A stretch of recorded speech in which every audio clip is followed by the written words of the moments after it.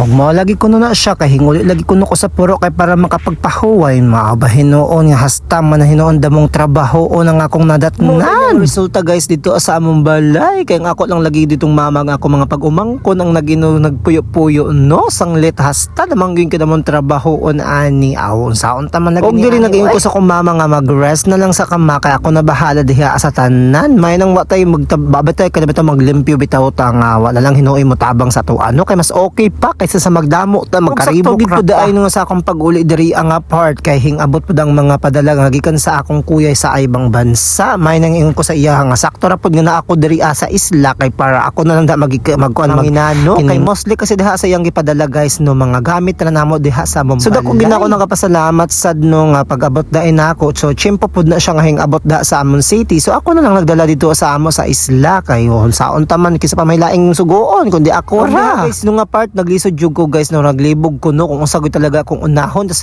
plus pa nagigutom ra ba jud hinuon ko diha ag ko an lihok-lihok mo nang inko sana manginano sa ko diri sa kusina. Ug diha na pa ninyo no nga nagkaribok pag ginadhaan mo mga gamit guys no kay gipanghawas ko tanan kay gipantrapuhan gipang si akong gipan kaning hugasan. So diha sa among kusina guys nagtaon guys gip nag-agop op nito na dang uban guys ang mga gamit guys no kay wa man lang gilagay indahang magbantay kasi ako ra man pong mama unya ko mama kay medyo may edad-edad naman pud na siya so dili na siya makapagikay pang gisabot. Actually naaman mi daha iti nang tiglimpyo sa among balay sa probinsya kaso nga lang yung ko sa ila nga okay na kay mo ti ulion man sad ko so ako na lang diha ang nanginano nag-ingon ko sa iya nga magpahuway na lang sa siya. Okay katiguman ta man limpyo o gipanganak man ta ning pobre di magkatigo jud ta man limpyo. Dili man ta arty hi guys no so ing ana man lang gyud ko diri guys labi na kog mag-inusara ko sa balay guys wala jud ko mahimo dili ko hilig sa sori-sori dara ko sa sod sa balay magsige lang kog gilimpya. Kay murag malipay man pud hinuon ko no nga bitaw magtan-aw ko sa akong mga kining kapiligiran dito sa sod sa balay sa mga gilid-gilid nga limpyado no usa ta magpaligid-ligid.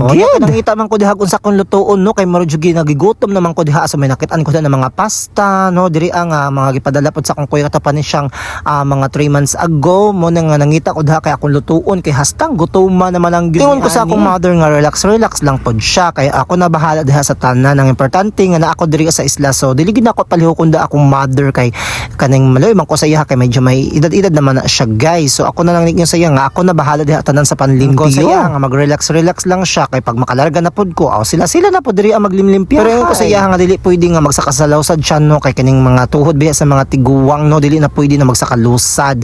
So diri na lang sa kutob guys no. Salamat sa paglantaw sa akong vlog no kay medyo naputol na lang ako diri guys. Bye bye.